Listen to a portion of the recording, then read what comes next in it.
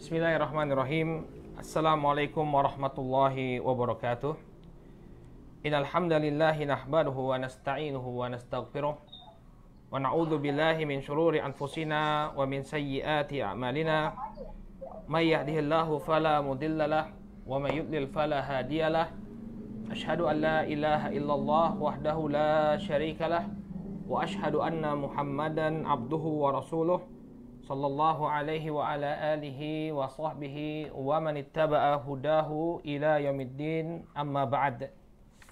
Ikhwani fiddin, saudaraku kaum muslimin yang semoga dimuliakan oleh Allah Subhanahu wa taala. Alhamdulillah, puji syukur kita panjatkan kepada Allah Subhanahu wa taala atas segala nikmat yang telah Allah Subhanahu wa taala anugerahkan kepada kita semua, sehingga di kesempatan sore hari ini kembali Allah Subhanahu wa taala pertemukan kita untuk melanjutkan kembali pelajaran kita membahas kitab Ta'dzim al-Ilm yang disusun oleh Fadilatul Syekh Shalih Al-Utsaimin hafizahullahu taala. Qadifidin rahimani wa rahimakumullah.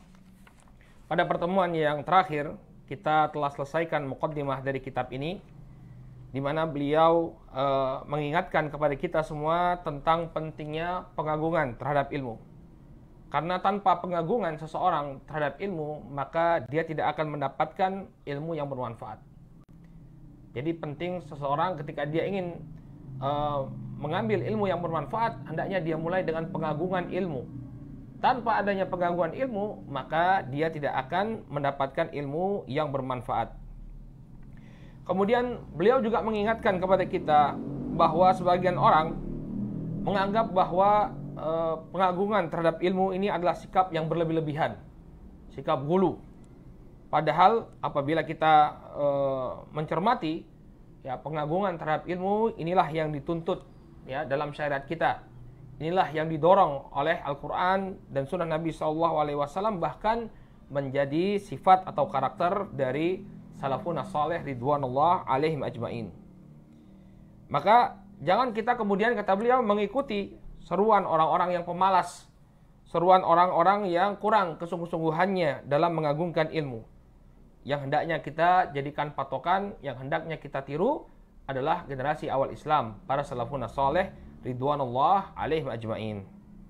Ini beberapa pesan yang beliau berikan dalam muqaddimah. Sekarang kita akan masuk ke dalam, ya, simpul yang pertama, ya, dalam perkara yang pengagungan terhadap ilmu.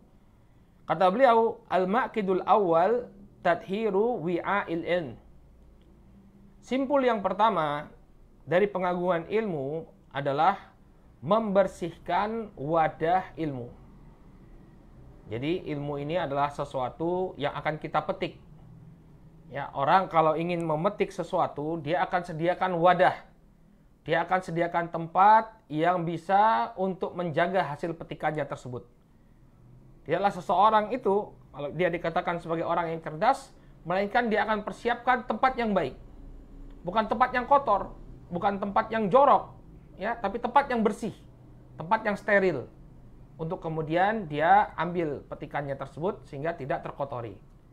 Maka demikianlah kira-kiranya demikianlah orang-orang yang ingin mendapatkan keberhasilan dalam menuntut ilmu, hendaknya dia bersihkan wadah atau tempat dia menaruh ilmu tersebut. Yang dimaksud dengan tempat itu adalah hati. Banyak orang yang dia tidak mendapatkan keberhasilan menuntut ilmu karena hatinya dipenuhi dengan dosa dan kemaksiatan. Ya, karena kalau orang itu melakukan kemaksiatan, melakukan sebuah perbuatan dosa, nukikat fi qalbihi nuqtatus sauda, maka akan dititikkan di hatinya itu sebuah noda hitam. Semakin banyak dia melakukan perbuatan dosa, maka dosa itu akan semakin bertambah. Hatinya akan semakin kotor, sehingga tidak ada tempat yang layak bagi ilmu untuk menempati hatinya tersebut. Oleh karena itu tepat sekali di sini beliau menyampaikan bahwa usaha pertama apabila seseorang ingin dia mendapatkan manfaat, ilmu yang bermanfaat, hendaknya dia bersihkan, ya, wadah dari ilmu tersebut. Qala wa huwa qalb, dan wadah yang dimaksud di sini adalah hati. Ya. Fa inna likulli matlubin wi'a. Kata beliau, karena sesungguhnya setiap yang kita cari, setiap yang kita petik, ini pasti dia membutuhkan wadah, membutuhkan tempat penyimpanan. Wa inna wi'a al-ilmi al-qalb. Dan wadah atau tempat penyimpanan ilmu itu adalah hati kita. Ya, adalah hati kita. Ya. Wa wasakhu wi'a yu'akkiruhu wa yughayyiru ma fi. Maka apabila suatu tempat atau suatu wadah itu kotor, dia akan membuat keruh dan mengubah apa yang disimpan dalam wadah tersebut. Ya. Untuk bayangkan misalnya kita memetik buah. Kemudian kita taruh di tempatnya kotor. Ya, penuh dengan lumpur misalnya. Maka buah yang kita petik tadi dari pohonnya yang mungkin bersih, bahkan siap untuk dimakan, menjadi kotor, tidak bisa lagi dikonsumsi. Ya, maka kotornya suatu wadah ini akan mengotori dan mengubah ya apa yang ditaruh di dalamnya. Qala wa bihasabi taharatil qalbi yadkhuluhul ilm. Maka ilmu itu akan masuk pada diri seseorang sesuai dengan kadar kebersihan hatinya.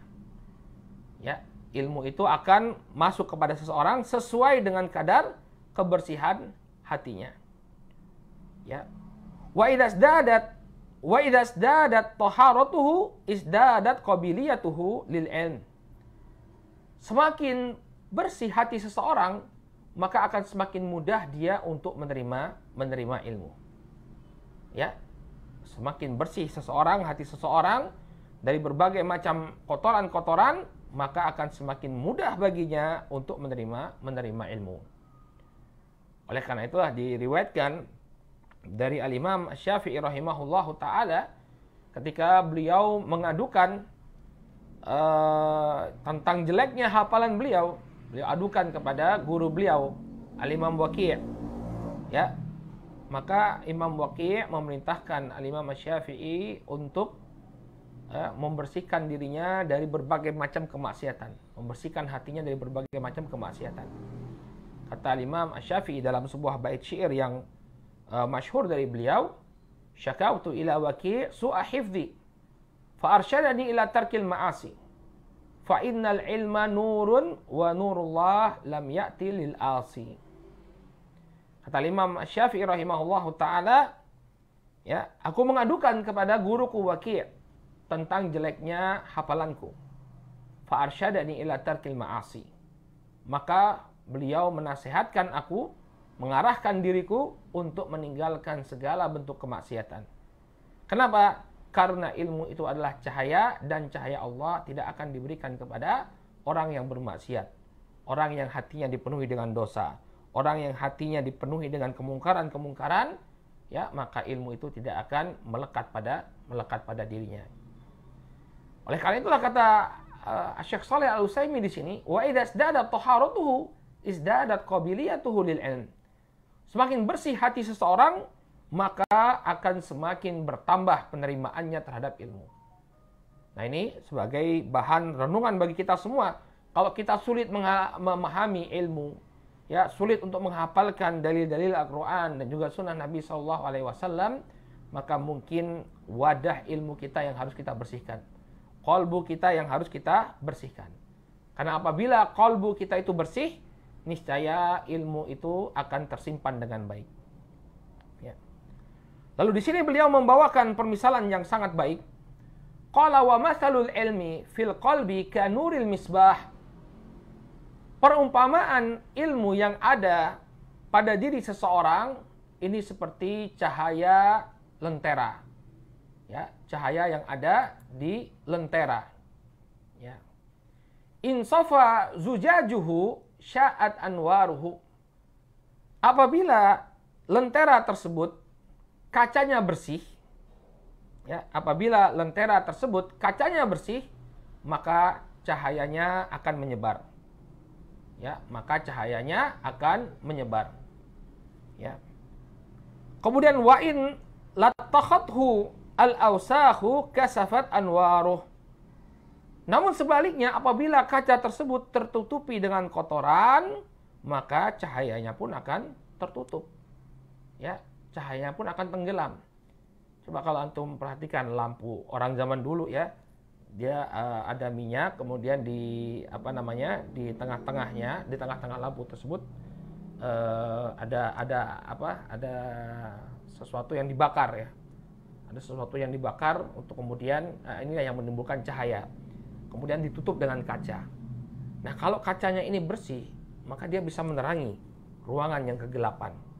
Tapi kalau kacanya buram karena terlalu banyak kotoran yang menumpuk di kaca tersebut, maka apakah dia bisa bersinar dengan optimal? Jawabannya tentu tidak. Ya. Inilah ibarat hati kita. Kalau hati kita bersih, maka cahaya tadi akan bisa menerangi diri kita. Cahaya ilmu itu akan bisa menerangi diri kita. Namun apabila hati kita kotor, maka cahaya tersebut ya tidak akan bisa menyinari hati kita. Tidak akan bisa menyinari hati kita. Kemudian kata beliau, "Faman arada hiyazatal ilmi fayuzayyinu batinahu wa yutahhir qalbahu min najasatihi." Maka barang siapa yang ingin menyimpan, mengambil simpanan ilmu, maka hendaknya dia memperindah keadaan batinnya, memperindah jiwanya. Wa yutahhir qalbahu min najasatihi, dan hendaknya dia membersihkan, mensucikan hatinya dari kotoran-kotoran hati tersebut. Ya, dia bersihkan hatinya dari kotoran-kotoran hati tersebut. Qala fal ilmu jauharun latif la yasluh illa liqalbin nadhif. Kemudian kata beliau hafizahullah taala, maka ilmu ini seperti mutiara yang demikian halus, mutiara yang demikian berharga. La yasluh illa liqalbin nadhif, maka dia tidaklah layak untuk ditempatkan melainkan pada hati yang bersih.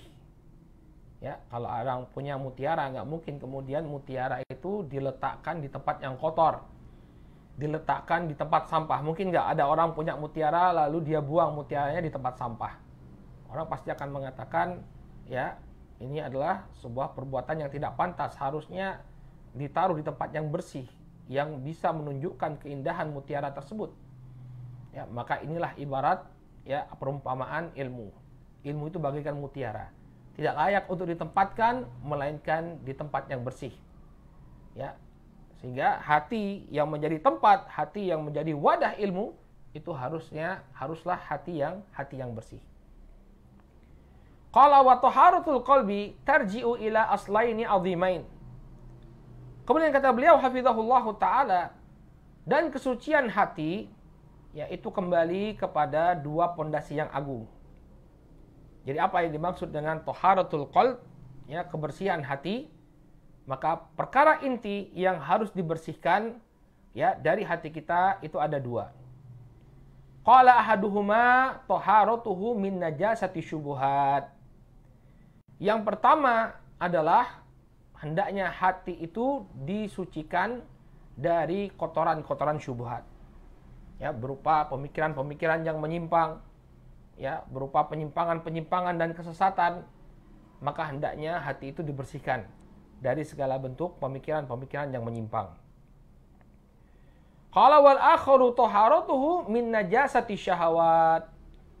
Kemudian yang kedua, ya, hendaknya hati itu dibersihkan dari kotoran-kotoran syahwat, ya, panggilan-panggilan hawa nafsu yang menyebabkan seseorang melakukan kemaksiatan kepada Allah Subhanahu wa taala. Ini dua kotoran yang harus disingkirkan dari qalbu seorang insan apabila dia ingin mendapatkan ilmu yang bermanfaat. Ya, apabila dia ingin mendapatkan ilmu yang bermanfaat, maka hendaknya dia bersihkan hatinya dari dua jenis kotoran ini. Yang pertama, ya, kotoran-kotoran syubhat berupa pemikiran-pemikiran yang menyimpang, kesesatan-kesesatan. Demikian juga yang kedua, dia singkirkan dari hatinya kotoran-kotoran yang berupa syahwat. Ya. Kemudian kata beliau, hafizahullah taala, walima li taharatil qalbi min sya'nin azim umira biha nabiyyu sallallahu alaihi wasallam fi awwali ma umir. Ya. Dan oleh karena kesucian hati ini merupakan perkara yang sangat agung, maka Nabi Shallallahu Alaihi Wasallam ya diperintahkan ya mendapatkan suatu perintah dari Allah Subhanahu Wa Taala di awal pengutusan beliau. Ketika mulai turun perintah dari Allah Subhanahu Wa Taala kepada beliau, maka di antara perintah-perintah yang pertama yang diturunkan kepada Rasul Shallallahu Alaihi Wasallam adalah membersihkan hati beliau. Ya. Jadi Nabi Shallallahu Alaihi Wasallam pertama kali beliau menjadi nabi ya dengan surat Iqra. Iqra bismi rabbikal ladzi khalaq, khalaqal insana min 'alaq, Iqra wa rabbukal akram.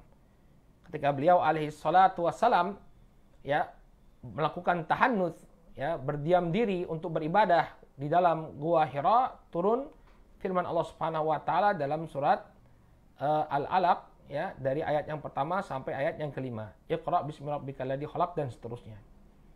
Kemudian terjadi fatratul wahyi. Terjadi keterputusan wahyu. Ya. Ayat-ayat itu tidak lagi turun kepada Nabi sallallahu alaihi wasallam selama beberapa waktu. Nah, kemudian turun ayat yang kedua ya atau rangkaian ayat yang kedua kepada Nabi sallallahu alaihi wasallam. Yang di sana ya Allah Subhanahu wa taala memberikan sejumlah perintah kepada Rasul sallallahu alaihi wasallam. Yaitu firman Allah Subhanahu wa taala, "Ya ayyuhal muddatsir, qum fa'anzir wa rabbaka fakabbir wa thiyabaka fatahhir war rujza fahjur." Jadi firman Allah Subhanahu wa taala, "Ya ayyuhal muddatsir, wahai orang yang berselimut, qum fa'anzir, bangkitlah engkau dan berilah peringatan. Wa rabbaka fakabbir, Rabbmu agungkanlah. Wa thiyabaka fatahhir, dan pakaianmu maka sucikanlah.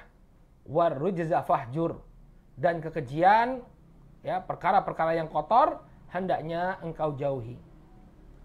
Syahid dari rangkaian ayat ini di antara perintah yang diberikan oleh Allah Subhanahu wa taala kepada Nabi alaihi salatu wasalam adalah wa thiyabaka fatahhir, dan pakaianmu maka sucikanlah.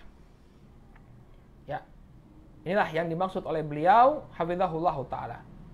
Ya. Kata beliau, walima li taharatil qalbi min sya'nin 'azim umira biha Nabi sallallahu alaihi wasallam fi awwali ma umir. Karena kesucian hati ini merupakan perkara yang sangat agung, maka ini termasuk perkara yang pertama diperintahkan kepada Nabi alaihi salatu wasallam. Fi qaulihi ta'ala fi suratil Muddatsir, dalam firman Allah Subhanahu wa taala di surat Al-Muddatsir, wa thiyabaka fatahhir, kata Allah, dan pakaianmu maka bersihkanlah. Dan pakaianmu maka bersihkanlah. Ya. Qala fi qauli man yufassiru athiyab bil batin wa huwa qaulun hasan lahu ma'khadun sahih. Maka pada ucapan para ulama tafsir yang mana mereka menafsirkan pakaian di sini sebagai keadaan batin Nabi sallallahu alaihi wasallam, maksudnya wa thiyabaka fatahhir, ya, dan pakaianmu bersihkanlah, maksudnya adalah batinmu bersihkanlah. Ya. Maka para ulama, kata Syekh Shalih Al-Utsaimin, maka para ulama yang menafsirkan ya pakaian di sini dengan keadaan batin Nabi sallallahu alaihi wasallam, dan ini merupakan ucapan yang baik, lahu ma'khadun sahih. Dia memiliki sisi pendalilan yang benar. Ya. Jadi kalau ada ulama yang menafsirkan wa thiyabaka fatahhir, pakaianmu bersihkan, maksudnya bersihkanlah batinmu, maka kata Syekh Shalih Al-Utsaimin, ini memiliki sisi pendalilan yang benar. Memiliki sisi pendalilan yang tepat. Ya. Karena seseorang yang paling utama tentunya adalah dia membersihkan apa yang ada dalam hatinya. Bukan pakaian secara fisik, ya, pakaian secara kasat mata yang bisa dilihat. Tapi apa? Apa yang ada di dalam hatinya. Ini yang hendaknya dia bersihkan. Ya. Ini menunjukkan bahwa kebersihan hati atau kebersihan ya jiwa ini merupakan perkara yang sangat urgen. Perkara yang sangat penting sampai di awal-awal ayat, rangkaian ayat yang turun kepada Nabi alaihi salatu wasallam pertama kali adalah perintah kepada beliau untuk mensucikan batin beliau, untuk membersihkan hati beliau. Sehingga para penuntut ilmu, ya, dia juga harus memprioritaskan kebersihan hatinya. Hendaknya dia bersihkan hatinya yang akan dia pakai sebagai wadah ilmu, yang dia akan pakai sebagai tempat penyimpanan ilmu. Dia bersihkan dari segala macam kotoran, baik itu berupa asyahawat, demikian juga berupa asyubuhat, ya, berupa syahwat, kotoran-kotoran kemaksiatan, demikian juga syubhat, kerancuan-kerancuan pemikiran, hendaknya betul-betul dia bersihkan dari hatinya. Baik. Qala hafizahullahu ta'ala, kemudian beliau mengatakan, wa idza kunta tastahi min nadhari makhluqin mithlik ila wasakhi thawbik fastahi min nadharillahi ila qalbik. Kemudian kata beliau hafizahullahu ta'ala, apabila engkau malu, ya, orang-orang melihat pakaianmu yang kotor, ya, manusia-manusia yang sama sepertimu, engkau malu kalau melihat mereka, ya, melihat engkau dalam keadaan pakaianmu kotor. Fastahi min nadharillahi ila qalbik. Maka malulah engkau apabila Allah Subhanahu wa taala memandang ke dalam hatimu. Wa fihi ihanun wa balaya wa dzunubun wa khataya. Dan dalam hatimu itu terdapat banyak sekali kebencian, terdapat banyak sekali keburukan, terdapat banyak sekali dosa dan kesalahan. Ya. Kalau kita malu, ya, kita memakai pakaian yang kotor kemudian dilihat oleh kawan-kawan kita, ya, orang-orang mengatakan kenapa si fulan pakaiannya kotor, ini membuat kita malu. Ya, kita pun berusaha untuk tampil dengan pakaian yang bersih. Kita berusaha untuk tampil di hadapan mereka dengan dibersihkan terlebih dahulu, pakaian kita dirapikan terlebih dahulu. Tapi kenapa kita tidak malu kepada Allah Subhanahu wa taala, ya, dalam keadaan kita tahu Allah itu melihat apa yang ada dalam hati kita. Ya, hati kita dipenuhi dengan dosa, hati kita dipenuhi dengan, ya, kesalahan-kesalahan, kemaksiatan-kemaksiatan, hitam kelam. Dan ini dilihat oleh Allah Subhanahu wa taala, tapi kita tidak berusaha untuk membersihkannya. Maka ini suatu hal yang kontradiktif. Ya, kita malu di hadapan manusia dengan pakaian kita yang kotor,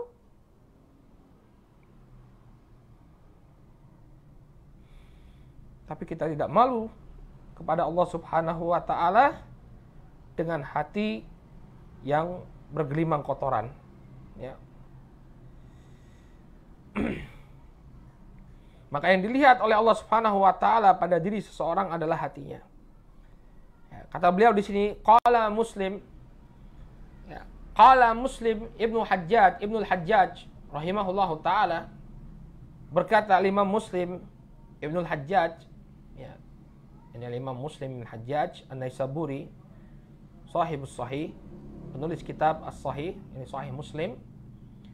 Beliau membawakan sanadnya, qala haddatsana Amr An-Naqid, qala haddatsana Katsir ibnu Hisham, qala haddatsana Ja'far ibnu Burqan an Yazid al-Asam an Abi Hurairah radhiyallahu anhu anna Nabiy sallallahu alaihi wasallam qala innallaha la yanzuru ila suwarikum wa amwalikum walakin yanzuru ila qulubikum wa a'malikum. Beliau bawakan sebuah hadis yang diriwayatkan oleh Imam Muslim dari sahabat Abu Hurairah radhiyallahu taala anhu. Nabi sallallahu alaihi wasallam mengatakan, innallaha la yanzuru ila suwarikum wa amwalikum. Sesungguhnya Allah Subhanahu wa taala tidaklah melihat kepada fisik-fisik kalian. Ya, kepada rupa-rupa kalian. Allah tidak melihat kepada rupa-rupa kalian. Wa amwalikum, demikian juga Allah Subhanahu wa taala tidak melihat kepada harta-harta kalian. Namun apa yang dilihat oleh Allah Subhanahu wa taala, walakin yanzuru ila qulubikum wa a'malikum. Akan tetapi yang dilihat oleh Allah Subhanahu wa taala adalah hati-hati kalian dan amalan-amalan kalian. Ya, Maha Suci Allah Subhanahu wa taala yang tidak melihat kepada rupa-rupa kita dan tidak melihat kepada harta-harta yang kita miliki. Yang dilihat oleh Allah Subhanahu wa taala adalah hati-hati kita dan amalan-amalan kita. Oleh karena itu hendaknya seseorang, terutama para penuntut ilmu, dia memperhatikan kebersihan hatinya. Dia memperhatikan ya kebersihan kolbunya dari berbagai macam kemaksiatan. Apalagi kalau dia ingin berhasil dalam menuntut ilmu, ini merupakan suatu hal yang sangat krusial, satu hal yang sangat penting. Ya.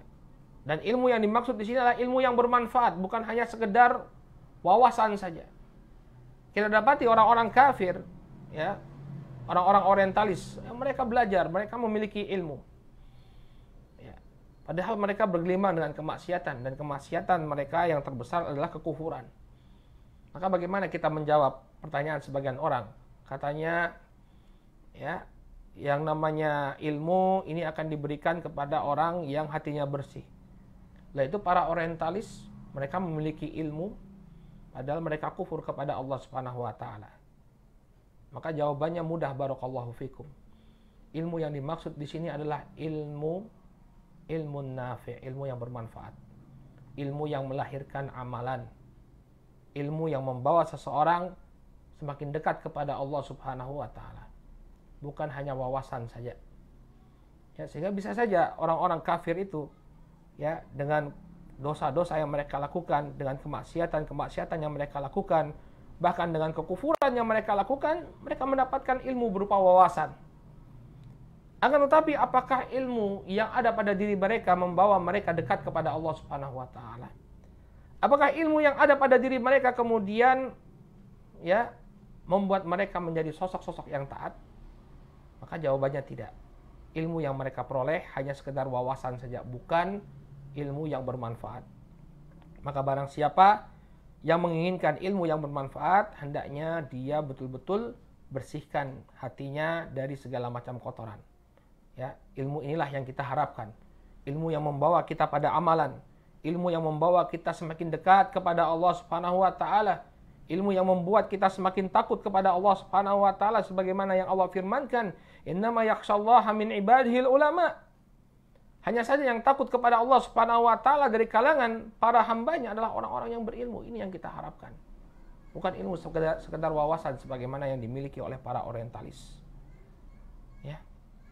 Jadi jangan salah paham kemudian mengatakan bahwa lihat para orientalis mereka memiliki ilmu. Nah, ya, ilmu yang mereka miliki hanya berupa wawasan saja, bukan ilmu yang membawa mereka tunduk kepada Allah Subhanahu wa taala. Kemudian beliau membawakan sebuah bait syair yang perlu kita perhatikan. Qala wahdhar kama ina nafsika allati mata kharajat alayka kusirta kasrumuhani. Ya, kasrumuhani. Kata beliau, wahdhar kama ina nafsik. Ya, waspadalah atas keburukan jiwamu. Allati mata kharajat alayka kusirta kasramuhani. Yang apabila keburukan itu keluar dari dirimu, maka engkau akan hancur dalam keadaan hina dina. Ya. Mungkin kita bisa menyembunyikan keburukan dalam hati kita. Namun ketika kita tidak berusaha untuk menghilangkannya, kita tidak berusaha untuk membersihkannya, maka dia akan keluar. Dan ketika dia keluar, kehinaan tersebut keluar, maka tidaklah yang tersisa pada diri kita melainkan hanya kehinaan. Qala man tahhara qalbahu fihi ilmul hal. Maka barang siapa yang membersihkan hatinya, maka ilmu itu akan melekat. Ya, ilmu itu akan melekat di hatinya. Wa man lam yarfa minhu najasatahu, ya, wada'ahul ilmu wartahal. Maka barang siapa yang tidak berusaha untuk mengangkat kotoran-kotoran dari kolbunya, maka ilmu itu akan berpindah dan meninggalkannya. Ilmu itu akan meninggalkan dirinya dan berpindah. Tidak akan bercokol, tidak akan menetap, tidak akan menancap pada kolbunya. Ya, hanya singgah saja. Tapi kemudian tidak betah ilmu tersebut, lalu hilang dia, pindah dia. Ya, dari kolbu orang yang dipenuhi dengan, yang kolbunya itu dipenuhi dengan berbagai macam kotoran. Ya. Qala, kemudian kata beliau, wa idza tasaffahta ahwala ta'ifatin min tulabil ilmi fi hadzal ma'kid ra'aita khalalan bayyinan. Ya. Apabila engkau mencermati, ya, apabila engkau mencermati keadaan sekelompok orang dari para penuntut ilmu, ya, bagaimana sikap mereka terhadap simpul ini, maka engkau melihat khalalan bayyinan, kekurangan yang demikian jelas, kesalahan yang sangat besar terjadi di antara mereka. Fa'aina ta'zimul ilmi min imri'in tagdu syahawat wa syubuhat fi qalbihi wa taruh. Maka bagaimana seseorang itu bisa mengagungkan ilmu dalam keadaan syahwat dan syubuhat itu datang silih berganti ke dalam hatinya. Ya. Datang syahwat yang pertama, disusul dengan syubuhat yang pertama, lalu disusul dengan syahwat yang kedua, syubuhat yang kedua, terus menerus datang silih berganti ke dalam qalbunya. Maka bagaimana mungkin dia bisa mengagungkan ilmu? Bagaimana mungkin orang yang keadaannya seperti ini akan bisa mengagungkan ilmu? Padahal sebagaimana yang disebutkan oleh beliau dalam muqaddimah, ya, syarat seseorang itu bisa mendapatkan ilmu yang bermanfaat, yakni ketika dia mengagungkan ilmu. Tapi kalau dia sendiri, ya, tidak mengagungkan ilmu, dia buat hatinya sebagai wadah ilmu tadi, dia biarkan kotor, tidak ada pengagungan ilmu pada dirinya, ya, maka bagaimana ilmu itu bisa menetap pada hatinya? Ya. Qala tad'uhu suratun muharramah wa tastawihi maqalatun mujrimah haswuhu al-munkarat wa taladzud bil muharramat fihi gillun wa fasad wa hasadun wa inad wa nifaqun wa shiqaq anna lihaula'i walil ilm ma hum minhu wala huwa ilaihim. Ya, dia, ya, terpanggil atau dia meladeni panggilan dari gambar-gambar yang diharamkan, ya, gambar-gambar yang tidak pantas dia lihat. Kemudian dia dengarkan, ya, dia digoda oleh ucapan-ucapan yang dipenuhi dengan, ya, godaan-godaan untuk melakukan perbuatan dosa, ya, maqalatun mujrimah. Demikian juga wa haswuhul munkarat, dan dia selalu melakukan kemungkaran demi kemungkaran. Wa taladzudzu bil muharramat, dia berlezat-lezat, ya, begitu menikmati perkara-perkara yang diharamkan. Fihi gillun wa fasad, di dalam hatinya terdapat, ya, kebencian, demikian juga terdapat kerusakan. Wa hasadun wa inad, pada hatinya terdapat hasad dan juga, ya, penentangan terhadap syariat. Wa nifaqun wa syiqaq, dalam hatinya terdapat kemunafikan dan terdapat permusuhan terhadap agama. Anna lihaula'i walil ilm, bagaimana dirinya akan mendapatkan ilmu. Mahum minhu wala huwa ilaihim, ya, dia menjauh dari ilmu dan ilmu pun itu menjauh dari dirinya. Ya, orang yang tidak membersihkan hatinya pada hakikatnya dia telah menjauh dari ilmu, dan ilmu itu pasti akan menjauh dari dirinya, sebagaimana apa yang diucapkan oleh Al-Imam Waqi' tadi kepada muridnya, yakni Asy-Syafi'i. Ya, wa nurullah lam ya'ti lil asi, cahaya Allah itu tidak akan diberikan kepada orang yang durhaka, orang yang melakukan kemaksiatan kepada Allah Subhanahu wa taala. Qala Sahal bin Abdullah, ya, berkata Sahal bin Abdullah, Sahal bin Abdullah bin Yunus Al-Tusturi. Ya, beliau seorang ulama besar, ya, beliau meninggal di Basrah pada tahun 283 Hijriyah. Sahal bin Abdullah At-Tusturi, Sahal bin Abdullah bin Yunus At-Tusturi.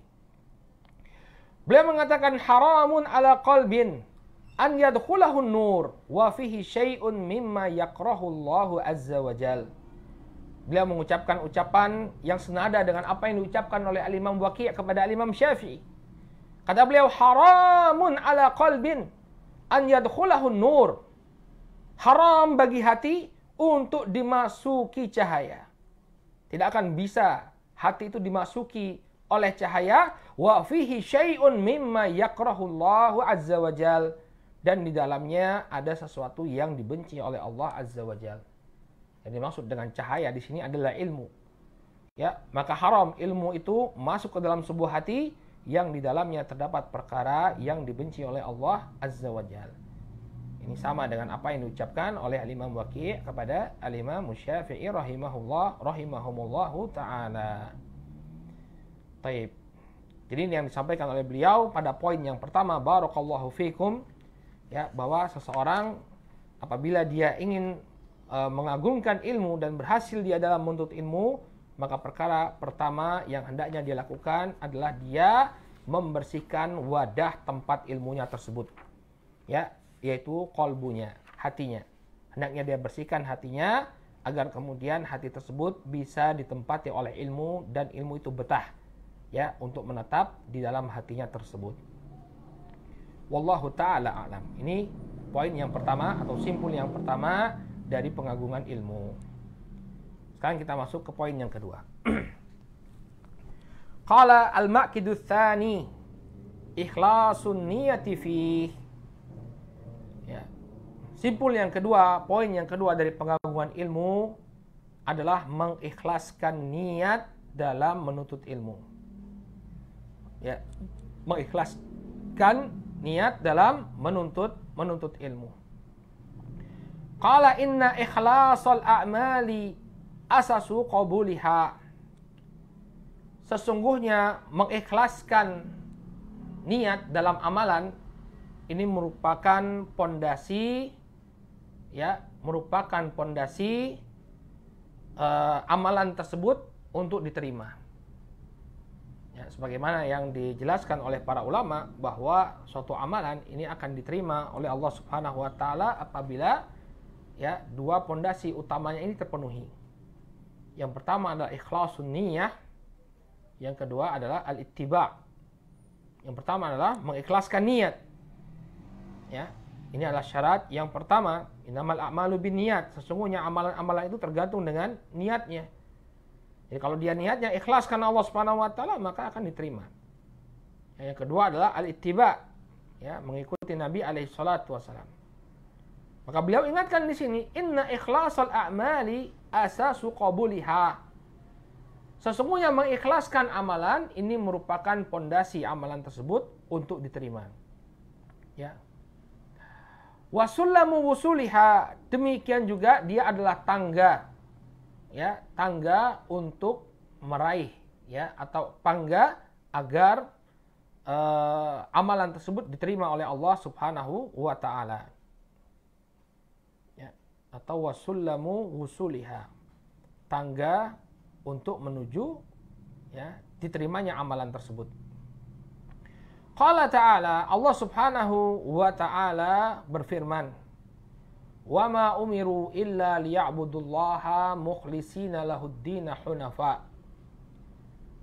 Allah Subhanahu wa ta'ala berfirman dalam surat Al-Bayyinah ayat yang kelima, dan tidaklah mereka diperintahkan kecuali untuk beribadah kepada Allah Subhanahu wa ta'ala dengan mengikhlaskan, ya, agama ini hanya kepada Allah Subhanahu wa ta'ala, hunafa, dalam keadaan lurus, ya, dalam keadaan lurus, ya.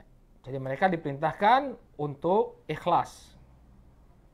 Di dalam syarahnya, ya, disebutkan, ya, Syekh menyebutkan dalam syarahnya, wa haqiqatul ikhlas syar'an tasfiyatul qalbi min iradati ghairillah. Yang dimaksud, ya, dan hakikat keikhlasan secara syar'i kata beliau adalah membersihkan hati dari menginginkan yang selain Allah Subhanahu wa taala. Ya. Jadi kata beliau haqiqatul ikhlas, hakikat dari keikhlasan secara syar'i adalah membersihkan hati dari keinginan selain Allah Subhanahu wa taala. Jadi tidaklah yang dia inginkan itu melainkan hanya Allah Subhanahu wa taala, hanya ridho dari Allah Subhanahu wa taala, hanya wajah Allah Subhanahu wa taala, inilah yang dia inginkan dari amalannya. Baik. Qala wa famadarul ikhlasi ala amrain. Lalu beliau menjelaskan, ya, bahwa ikhlas itu porosnya pada dua perkara. Poros ikhlas itu ada pada dua perkara. Ya. Yang pertama, tasfiyatul qalbi wa huwa takhliyatuhu min kulli syaibatin tukaddiruhu. Yang pertama adalah membersihkan hati, yaitu menghilangkan segala kotoran yang ada dalam hati. Ya. Wal akharu ta'alluqu tilka tasfiyah bi iradatillah. Kemudian dia mengaitkan ya kesucian atau penyucian, pembersihan hatinya tersebut dengan apa yang diinginkan oleh Allah. Fala yuzahimuha bisyai'. Dia tidak memenuhi ya hatinya tadi dengan segala sesuatu. Jadi hatinya tadi, yang ada dalam hatinya tadi hanya menginginkan Allah Subhanahu wa taala. Yang dia inginkan hanya balasan dari Allah Subhanahu wa taala. Ya, fala yuzahimuha bisyai'. Kemudian dia tidak memenuhi hatinya tersebut dengan keinginan yang lain. Seperti apa? Katalabi bahmadin. Seperti menginginkan tempat yang terpuji. Ya, dipuji-puji oleh manusia atau tempat yang terhormat. Ya, seperti menginginkan tempat yang terhormat. Au thana atau pujian. Ya. Au hadzin minad dunya atau bagian dari dunia. Ya. Jadi dia bersihkan hatinya dari keinginan-keinginan tersebut. Yang dia inginkan hanya ya ridho Allah Subhanahu wa taala. Ini hakikat ikhlas dan dua poros dari keikhlasan. Dia bersihkan hatinya, kemudian tidaklah dia masukkan ke dalam hatinya melainkan hanya menginginkan apa yang ada di sisi Allah Subhanahu wa taala. Ini namanya orang yang ikhlas. Qala al-Bukhari fil Jami' al-Musnad as-Sahih. Berkata al-Imam al-Bukhari dalam kitab beliau Al-Jami' Al-Musnad As-Sahih. Ini nama asli dari kitab Sahih Al-Bukhari. Ya, Sahih Al-Bukhari itu adalah nama masyhurnya. Namun Al-Imam Al-Bukhari sendiri wallahu taala alam ya menamakan kitab beliau dengan atau memberi judul kitab beliau dengan Al-Jami' ya Al-Jami'il Musnad As-Sahih. Kitab Jami' Musnad Sahih. Jadi ini kitab Jami' Al-Musnad As-Sahih karya Al-Imam Al-Bukhari. Qala wa Muslimun fil Musnad As-Sahih. Dan ya berkata Imam Muslim dalam kitab beliau Al-Musnad As-Sahih. Musnad As-Sahih ini nama asli dari kitab Sahih Muslim. Jami'ul Musnad, Jami'ul Musnad As-Sahih ini nama Sahih Al-Bukhari. Adapun Al-Musnad As-Sahih ini nama kitab Sahih Muslim. Qala wa lafdhu lil Bukhari. Adapun lafaz yang akan kita sampaikan ini diambil dari Sahih Al-Bukhari. Qala haddatsana Abdullah ibnu Maslamah. Berkata Al-Bukhari rahimahullah, ya, haddatsana Abdullah bin Maslamah, memberikan hadis kepada kami Abdullah bin Maslamah. Qala akhbarana Malik. Beliau mengatakan, mengkhabarkan kepada kami Al-Imam Malik. An Yahya bin Sa'id, dari Yahya bin Sa'id. An Muhammad ibn Ibrahim, dari Muhammad bin Ibrahim At-Taimi. An Alqamah, dari Alqamah. An Umar radhiyallahu anhu, dari Umar radhiyallahu taala anhu. Anna Rasul sallallahu alaihi wasallam qala al-a'malu binniyat wa likulli imri'in ma nawa. Amalan-amalan itu tergantung dengan niatnya dan setiap orang akan mendapatkan apa yang dia niatkan.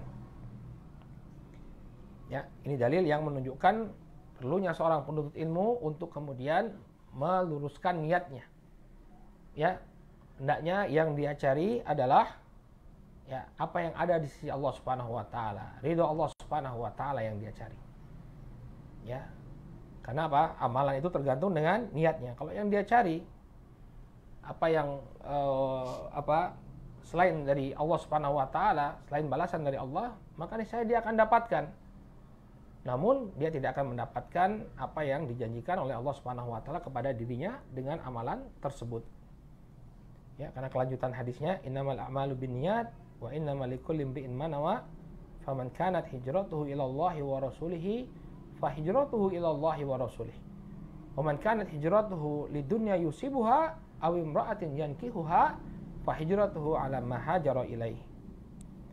Ya, barang siapa yang hijrahnya itu karena Allah dan Rasulnya, maka hijrahnya itu terhitung karena Allah dan Rasulnya.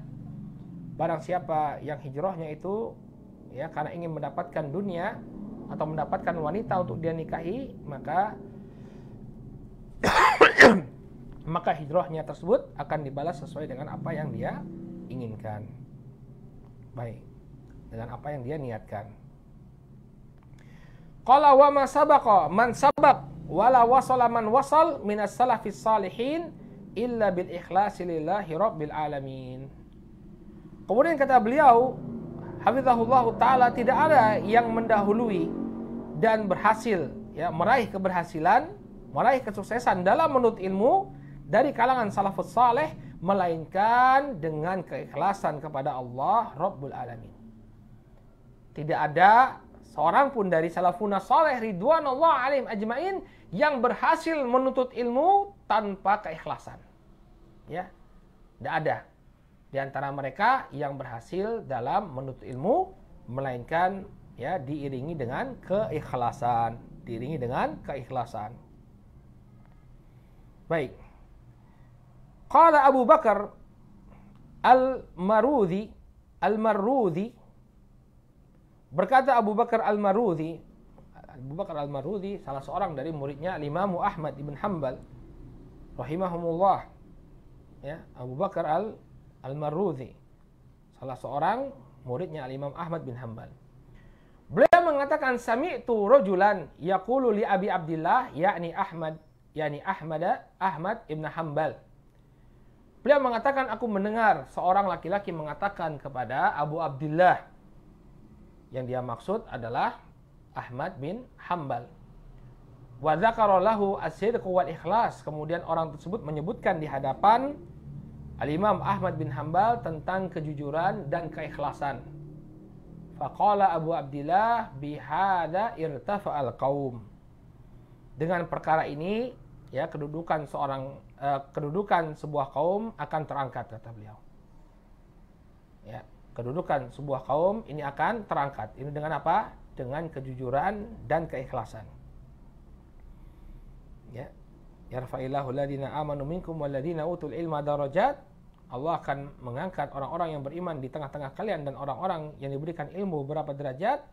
Ini dia tidak akan mendapatkan ketinggian derajat tersebut, melainkan harus disertai dengan keikhlasan. Bihadza irtafa'al qaum, dengan kejujuran dan keikhlasan maka terangkatlah sebuah kaum, kata beliau. Kemudian kata beliau, wa innama yanalul mar'u al-ilma ala qadri ikhlasih. Hanya saja seseorang itu akan mendapatkan ilmu sesuai dengan kadar keikhlasannya. Semakin ikhlas dia menuntut ilmu karena Allah Subhanahu wa taala, maka akan semakin banyak bagian ilmu yang akan dia dapatkan. Ya. Apabila dia semakin ikhlas dalam menuntut ilmu, maka dia akan semakin banyak semakin ikhlas dia dalam menuntut ilmu, maka akan semakin banyak kemanfaatan dan keberkahan yang akan dia dapatkan. Kemudian beliau sebutkan apa saja bentuk keikhlasan kita dalam menuntut ilmu. Kapan seseorang itu dikatakan dia ikhlas dalam menuntut ilmu? Beliau menyebutkan ada 4. Ya, ada 4 perkara yang menunjukkan keikhlasan seseorang dalam menuntut ilmu. Qala hafizahullahu ta'ala wal ikhlasu fil ilmi yaqumu ala arba'ati usul.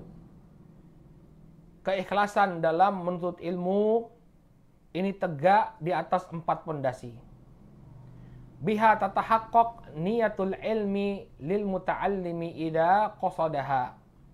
Dengan keempat pondasi ini maka terwujudkanlah ya niat seorang yang menuntut ilmu apabila dia menginginkan untuk mendapatkannya. Ya. Jadi apa? Niat yang ikhlas itu terwujudkan dengan 4 perkara. Ada 4, apabila seseorang menginginkan dengan 4, ingin dia menuntut ilmu karena 4 perkara ini, motivasi dia untuk menuntut ilmu karena 4 perkara ini, maka dia dikatakan sebagai orang yang ikhlas dalam menuntut ilmu. Apa saja 4 perkara ini? Yang pertama, qala hafizahullahu ta'ala, al-awwalu raf'ul jahli an nafsih. Dia menginginkan untuk mengangkat kebodohan dari dirinya. Ya. Bita'rifiha ma 'alaiha minal ubudiyat. Ya, dia ingin angkat kebodohan dari dirinya agar dia bisa mengetahui apa saja perkara ibadah yang diwajibkan atas dirinya. Ya, yang disyariatkan atas dirinya. Ya. Kita diperintahkan oleh Allah Subhanahu wa taala, "Wa ma khalaqtul jinna wal insa illa liya'budun." Dan tidaklah kami ciptakan jin dan manusia kecuali untuk beribadah kepadaku. Bagaimana beribadah kepada Allah? Ya, dia ingin melaksanakan kewajiban ubudiyahnya kepada Allah Subhanahu wa taala, karena itu dia berusaha untuk mengangkat kebodohan, mengangkat ketidaktahuannya terhadap perkara-perkara yang Allah perintahkan kepada dirinya. Wa iqafuha ala maqasidil amri wan nahi, dan juga untuk mengetahui perkara-perkara yang diperintahkan dan dilarang atas dirinya. Ya, jadi kita disebut ikhlas ya dalam menuntut ilmu apabila yang kita inginkan agar kita tahu mana perkara yang diperintahkan kepada kita, mana perkara yang dilarang oleh Allah Subhanahu wa taala atas diri kita. Ya. Jadi kalau orang ingin tahu, saya belajar, kenapa kamu belajar? Biar saya tahu yang mana yang halal, yang mana yang haram. Apakah kemudian kita katakan bahwa ini orang tidak ikhlas? Jawabannya tidak. Kita katakan bahwa orang ini ikhlas. Karena ini termasuk pondasi keikhlasan dalam menuntut ilmu. Qala ats-tsani, kemudian yang kedua, pondasi yang kedua. Kapan seorang itu dikatakan ikhlas dalam menuntut ilmu? Ketika dia meniatkan raf'ul jahli anil khalq. Dia berniat untuk mengangkat kebodohan dari manusia. Bita'limihim wa irsyadihim lima fihi salahu dunyahum wa akhiratuhum. Ya, salahu dunyahum wa akhiratihim. Ya. Yang kedua, dia menginginkan untuk mengangkat kebodohan dari orang lain. Ya, dari manusia. Dengan mengajarkan mereka, mengarahkan mereka terhadap perkara-perkara yang akan membawa kebaikan pada dunia akhirat manusia, dunia dan akhirat orang tersebut. Ini juga dikatakan orang ikhlas. Kenapa kamu menuntut ilmu? Ya, saya ingin bisa ngajarin orang, ya, ngajarin orang sholat yang benar, ngajarin orang bagaimana cara membaca Al-Quran, ya, mengajari mereka bagaimana beribadah yang benar sesuai dengan tuntunan Nabi SAW. Ya, maka ini juga merupakan bentuk ikhlas dalam menuntut ilmu, bentuk ikhlas dalam menuntut ilmu. Qala ats-tsalitsu ihya'ul ilm wa hifdzuhu minad dhaya. Kemudian pondasi yang ketiga yang menunjukkan keikhlasan seseorang dalam menuntut ilmu adalah apa? Ya, dia berniat untuk melestarikan ilmu tersebut dan menjaganya dari kepunahan Jadi dia ingin jaga ilmu ini, jangan sampai ilmu ini adalah warasatul anbiya. Ya, warisannya para nabi, jangan sampai di tengah-tengah manusia kemudian ilmu ini hilang. Maka dia belajar ya untuk melestarikan ilmu tersebut dan menjaganya dari kepunahan. Qala ar-rabi'u al-amalu bil ilm. Kemudian yang keempat, dia niatkan agar bisa beramal dengan ilmu tersebut. Ya, dia berniat agar bisa beramal dengan ilmu tersebut. Ini 4 pondasi yang disebutkan oleh beliau menunjukkan keikhlasan seseorang dalam menuntut ilmu. Apa saja itu tadi telah kita sebutkan. Yang pertama, dia menginginkan untuk mengangkat kebodohan dari dirinya sendiri, kemudian mengangkat kebodohan dari orang lain. Ya, kemudian yang ketiga, dia ingin melestarikan ilmu dan menjaganya dari kepunahan. Dan yang keempat, dia ingin untuk mengamalkan ilmu tersebut. Baik. Qala fal ilmu syajaratun wal amaru thamarah. Maka ilmu ini merupakan pohon dan amal ini merupakan buahnya. Wa innama yuradul ilmu lil amal. Hanya saja ilmu itu dicari untuk diamalkan. Ya, ilmu itu dicari untuk diamalkan. Nah, ini beliau memperkuat poin yang keempat tadi, al-amalu bil ilm. Ya, bahwa seseorang itu ketika menuntut ilmu, apa tujuan dia menuntut ilmu? Ya, tujuannya agar dia bisa beramal. Karena memang ilmu itu dituntut bukan hanya sekedar wawasan saja, ya, tapi untuk diamalkan. Maka dia menjadi ilmu yang bermanfaat. Sebagaimana yang kita singgung tadi, ya. Ilmu yang berupa wawasan saja ini bukan ilmu nafi', bukan ilmu yang bermanfaat. Ya, ilmu yang bermanfaat adalah ilmu yang membuahkan apa? Amalan. Ilmu yang membuahkan amalan. Kemudian kata beliau,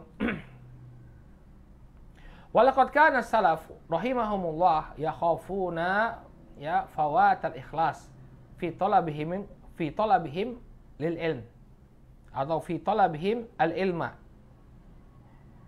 Dan dahulu para salaf rahimahumullah, generasi awal Islam, semoga Allah merahmati mereka, yakhafuna fawatal ikhlas fi talabihim.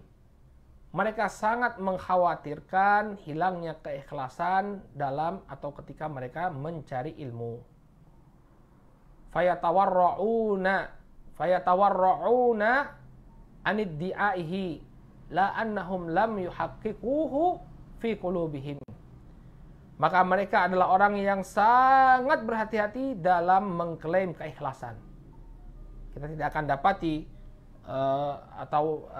jarang kita dapati ya para ulama dari kalangan salafun saleh kemudian mentazkiyah diri mereka sendiri, mengatakan bahwa saya melakukannya ikhlas karena Allah. Tidak. La annahum lam yuhaqqiquh fi qulubihim, bukan karena mereka tidak mewujudkan keikhlasan itu, ya, tapi upaya mereka untuk menjaga keikhlasannya. Ya, jadi upaya mereka untuk menjaga keikhlasan tadi, mereka tidak pernah mengklaim ya bahwa mereka telah melakukan suatu amalan dengan keikhlasan. Ya, jadi tidak mengklaim bahwa dia melakukan suatu amalan dengan ikhlas ini merupakan tanda keikhlasan. Ya, tidak mengaku-ngaku sebagai orang yang ikhlas ini merupakan tanda keikhlasan. Kemudian beliau berikan contoh di sini, fahisyamun adasta'i, ya. La, fahisyamun adastawai, dastawai. Hisham adastawai. Hisham adastawai, yani Abu Bakar Hisham adastawai al-Basri. Baik, sebentar.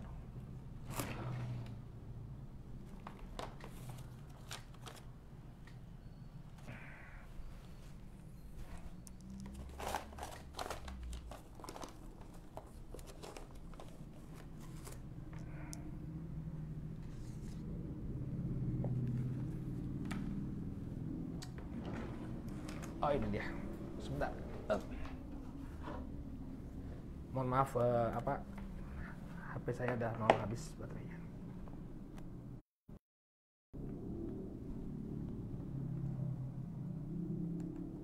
Baik. Kita kembali.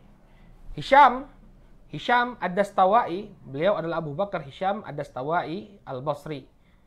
Beliau wafat pada tahun 154 Hijriyah. Ya, ada pujian dari Al-Imam Syu'bah Ibn Hajjaj. Beliau mengatakan, ma fin nasi ahadun aqulu innahu talabal hadith yuridu bihillah illa Hisham ad-Dastawai.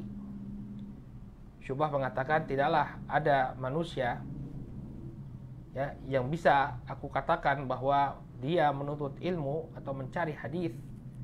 Ya, dia mencari hadis karena Allah Subhanahu wa taala kecuali Hisham ad-Dastawai,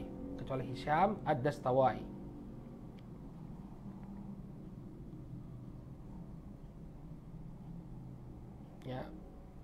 Maksudnya di sini Al-Imam Syu'bah, ya, Imam Syu'bah menyebutkan bahwa Hisham ini adalah orang yang sangat menjaga keikhlasannya. Kelihatan sekali dia menjaga keikhlasannya dalam mencari hadis, ya, dalam mencari hadis. Maka ini bisa terlihat dari ucapan Hisham saja, ya. Pada ucapannya Hisham, wallahi, kata beliau, ma astati'u an aqul,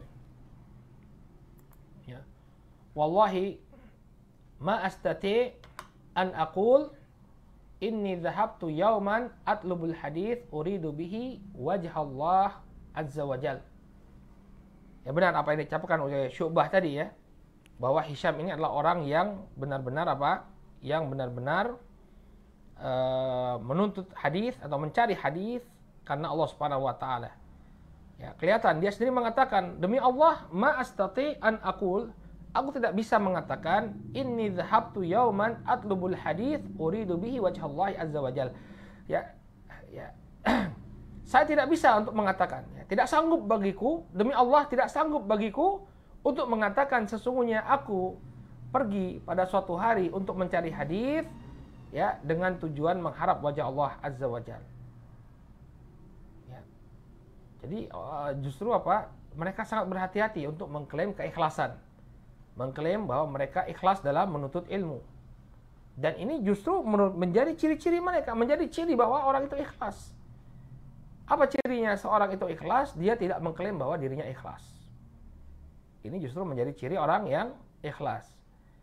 Ya, kata beliau, demi Allah, aku tidak sanggup untuk mengucapkan sesungguhnya aku pergi ya pada suatu hari untuk mencari hadis karena mengharap wajah Allah azza wajal.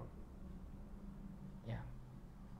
Qala wa su'ila al-Imam Ahmad, hal talabtal ilma lillah? Contoh lain dari al-Imam Ahmad. Ya, bagaimana mereka ya sangat berhati-hati dari mengklaim bahwa diri mereka telah ikhlas. Al-Imam Ahmad ditanya, hal talabtal ilma lillah? Apakah engkau mencari ilmu karena Allah? Ya, kalau orang yang tidak ikhlas dengan mudah dia kemudian mengatakan, iya saya ikhlas karena Allah. Tapi apa kata Al-Imam Ahmad? Ya, lillahi azizun walakinnahu syai'un hubbiba ilayya fatalabtuhu. Unduru, perhatikan apa yang menjadi jawaban Al-Imam Ahmad ketika ditanya, apakah engkau sudah menuntut ilmu karena Allah? Kata beliau, demi Allah, aziz. Ikhlas itu adalah suatu perkara yang agung, suatu perkara yang berat. Suatu perkara yang berat untuk diraih. Ya. Walakinnahu syai'un hubbiba ilayya fatalabtuhu. Akan tetapi perkara tersebut aku sukai, aku cintai, ya sehingga aku pun berusaha untuk mendapatkannya. Ini jawabannya Imam Ahmad ketika dia ditanya tentang keikhlasan. Apakah engkau sudah ikhlas dalam mencari ilmu, wahai Imam Ahmad? Tidak. Ikhlas itu satu hal yang berat. Dia nggak mengatakan saya sudah ikhlas karena Allah. Tidak. Ya, keikhlasan itu adalah sesuatu yang berat. Akan tetapi karena itu perkara yang aku cintai, maka aku pun berusaha untuk meraihnya. Kemudian kata beliau di sini, wa man daya'al ikhlas fatahu ilmun katsir wa khairun wafir. Maka barang siapa yang ya meremehkan atau yang meremehkan keikhlasan, fatahu ilmun katsir, maka akan hilang darinya ilmu dan kebaikan yang banyak. Wa khairun wafir, ilmu dan kebaikan yang demikian banyak. Maka hati-hati kita ya, capek-capek untuk ilmu tapi kemudian tidak berusaha untuk mengikhlaskan niat kita karena Allah, ya maka ilmu tersebut bisa hilang atau ilmu tersebut bisa saja tidak memberikan manfaat sama sekali kepada kita. Qala wa yanbaghi liqasidis salamati ay yatafaqqada hadzal asl wa huwa al-ikhlas fi umurihi kullih. Maka sudah sepantasnya bagi orang yang menginginkan keselamatan, ya, bagi orang yang menginginkan keselamatan hendaknya ya pencariannya hendaknya dia dapatkan, ya pencariannya itu dia dapatkan. Nah, hendaknya dia mencari pondasi yang utama ini yaitu keikhlasan. Fi umurihi kulliha, pada setiap perkaranya. Hendaknya dia benar-benar memperhatikan, benar-benar mengupayakan, ya, yatafaqqad hadzal asl. Dia mengupayakan prinsip ini, dia mengupayakan pondasi ini yaitu keikhlasan fi umurihi kulliha, pada setiap urusannya. Daqiqiha wa jaliliha wa sirriha wa alaniha. Hendaknya dia usahakan pada setiap perkara. Ya, keikhlasan itu hendaknya dia upayakan pada setiap perkara. Perkara yang rumit, demikian juga perkara yang jelas, perkara yang tersembunyi, demikian juga perkara yang tampak. Maksud dari apa yang beliau ucapkan pada setiap perkara tanpa terkecuali. Ya.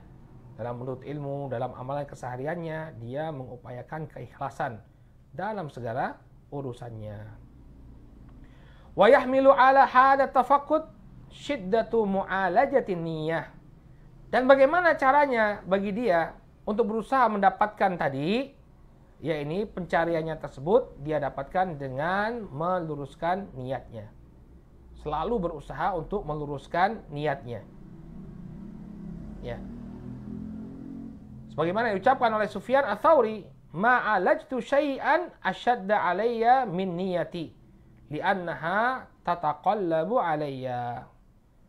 Perkara yang paling sulit aku sembuhkan ya atas diriku adalah niatku. Jadi perkara yang paling sulit untuk aku luruskan pada diriku adalah niatku. Kenapa? Li'annaha tataqallab alayya, karena dia selalu berbolak-balik. Tapi selalu berusaha. Kadang muncul ketika kita menuntut ilmu ya niat-niat yang kurang baik. Tapi yang hendaknya kita upayakan adalah apa? Berusaha untuk senantiasa meluruskan niat tadi. Ya. Nah, ini terjadi pada salafun saleh Sufyan Ats-Tsauri, ya, salah satu imam tabi'ut tabi'in. Beliau salah seorang tabi'ut tabi'in, wafat tahun 1161 Hijriyah. Beliau mengatakan tidak ada perkara yang paling sulit untuk aku atasi melainkan niatku, karena dia selalu berbolak-balik.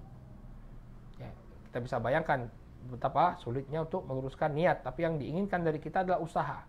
Usaha bagaimana agar niat tersebut lurus. Bal qala Sulaiman Al-Hashimi, ya. Bahkan dikatakan oleh Sulaiman Al-Hashimi, Sulaiman bin Daud Al-Hashimi, ya, seorang rawi yang thiqah. Al-Imam Syafi'i rahimahullah ta'ala pernah memuji beliau. Ya, kata Imam Syafi'i, ma ra'aitu aqal min hadaini rajulain, Ahmad bin Hanbal wa Sulaiman Al-Hashimi. Kata Imam Syafi'i rahimahullah, saya belum pernah melihat orang yang lebih cerdas daripada dua orang ini. Yang pertama adalah Ahmad bin Hanbal, yang kedua adalah Sulaiman Al-Hashimi. Maka Sulaiman Al-Hashimi ini mengatakan, rubbama uhadditsu bihaditsin wahidin wali niyatun. Ya. Terkadang aku menyampaikan sebuah hadis, ya, dan ketika itu aku menyampaikannya dengan sebuah niat. Fa idza ataitu ala ba'dihi taghayyarat niyati. Ya. Namun apabila aku berpindah kepada hadis yang lain, ya, maka niatku pun berubah. Ya, maka niatku pun berubah. Fa idzal haditsul wahid yahtaju ila niyat. Ya, menyampaikan satu hadis saja, kata beliau, menyampaikan satu hadis saja ini membutuhkan kesungguh-sungguhan untuk menjaga niat. Jadi beliau rahimahullahu ta'ala ketika menyampaikan hadis berhasil beliau jaga. Satu hadis berhasil beliau jaga, tapi kemudian ketika menyampaikan hadis yang lain berubah niatnya. Nah, apa yang beliau sampaikan di sini, ikhwani fillah rahimani wa rahimakumullah, menunjukkan kepada kita tentang pentingnya usaha untuk senantiasa mengikhlaskan niat kita. Ya, senantiasa meluruskan niat kita. Mulai dari ketika kita ingin menuntut ilmu, ketika kita menuntut ilmu, dan bahkan setelah kita mengakhiri majelis kita. Ya, niat tersebut harus senantiasa dijaga. Inilah dua poin pertama yang disampaikan oleh al-Imam oleh Syekh Shalih Al-Utsaimin hafizahullah taala, ya, dua poin yang penting untuk kita jaga dalam sebagai bentuk pengagungan kita terhadap ilmu. Yang pertama adalah membersihkan wadah ilmu, yakni hati kita. Kemudian yang kedua, selalu berusaha untuk mengikhlaskan niat kita dalam menuntut ilmu. Baik, nakif ilahuna, kita cukupkan dulu sampai di sini. Insyaallah pada pertemuan yang akan datang kita akan masuk ke dalam pembahasan al-maqidus tsalits, yakni poin yang ketiga, yakni jam'u himmatin nafsi alaih, mengumpulkan kesungguh-sungguhan diri dalam menuntut ilmu. Selain niat yang ikhlas, ya, ilmu juga memerlukan kesungguh-sungguhan kita. Baik, naktafi bihadzal qadar, kita cukupkan dulu sampai di sini. Subhanakallahumma wa bihamdika asyhadu an la ilaha illa anta astaghfiruka wa atubu ilaik. Billahi taufiq wal hidayah. Wassalamualaikum warahmatullahi wabarakatuh.